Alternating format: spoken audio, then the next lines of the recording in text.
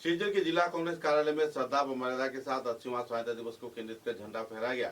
कथा जिला सभापति सज्जल आचार्य ने आनुष्ठानिक तौर पर झंडा फहराया। तत्पश्चात इनके साथ संख्यालघु सेल तथा समदल, सेवा दल व दूसरे कई संगठन कार्यकर्तागण भी मौजूद थे।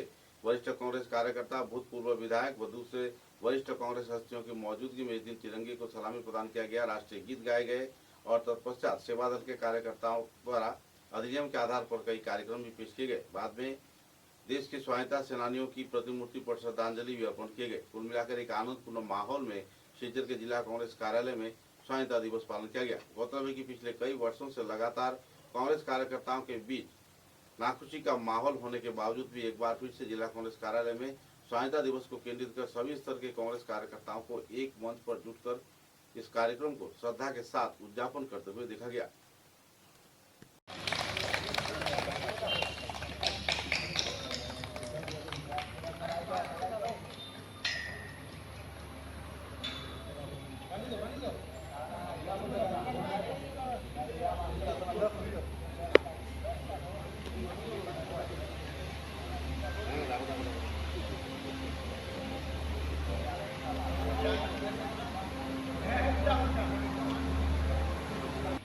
जैसे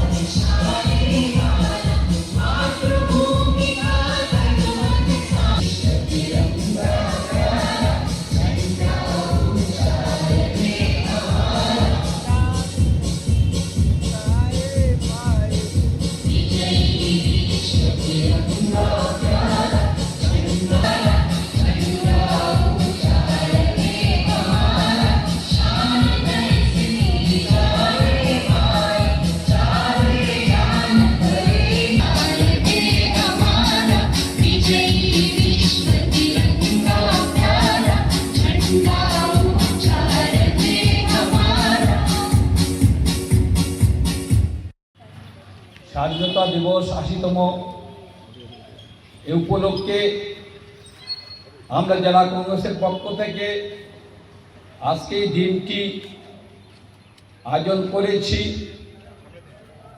আমাদের যারা এই দিনে জীবন আত্মদান করেছিলেন, আত্মবলিদান করেছিলেন, তাদের প্রত্যেককে আমরা সশ্রদ্ধ প্রণাম জানাই।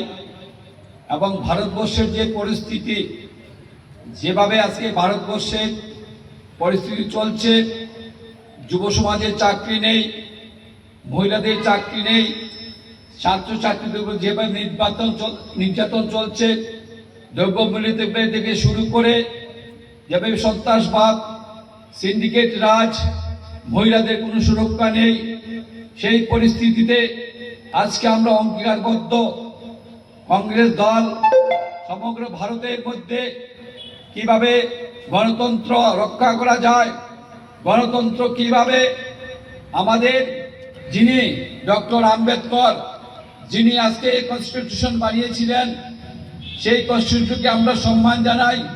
এবং আমাদের নেতা রাহুল গান্ধী আজকে সেই গণতন্ত্র নিয়ে সমগ্র ভারতবর্ষে আন্দোলন করছেন।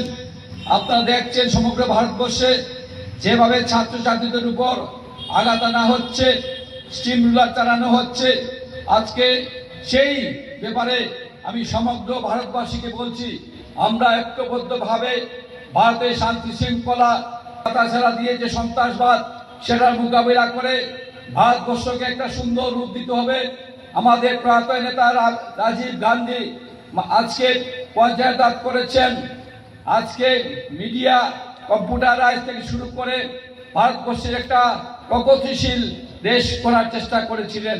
আজকে বিজেপি সরকার এসে সমগ্র দেশের সম্পত্তি বিক্রি করছে এবং যেভাবে বিভিন্ন জাতি ধর্ম, বিভিন্ন জাতির উপর নির্যাতন চালাচ্ছে, আজকে সেটার দিকে আমরা কংগ্রেস দল ঢুকে দাঁড়াচ্ছি। আমাদের নেতা রাহুল গান্ধী সমগ্র ভারতবর্ষে সেটাকে নিয়ে আন্দোলন করছেন। বন্ধুগণ, আজকে 15 আগস্টে আজকে জেলা কংগ্রেসের কর্মকর্তারা যারা এখানে এসেছেন, প্রত্যেককে আমি ধন্যবাদ জানাই। আহম জনসাধারণকে যারা গত বন্যায় আজকে যেভাবে আসামের পরিস্থিতি হয়েছে, ভারতবর্ষের প্রধানমন্ত্রী একবারও আসামে আসেন নাই, এবং আমাদের কংগ্রেস দল গৌরব গগৈর নেতৃত্বে আসামে যেভাবে বন্যার মোকাবিলা করছে, আমি আমাদের প্রদেশ সভাপতিকে আমি ধন্যবাদ জানাই। আজকের দিনটিতে আমরা সুন্দর সুষ্ঠুভাবে পালন করছি এবং সবাইকে আজকের দিনে আবার সুস্বাগতম জানাচ্ছি এই বলে আমি আমার বক্তব্য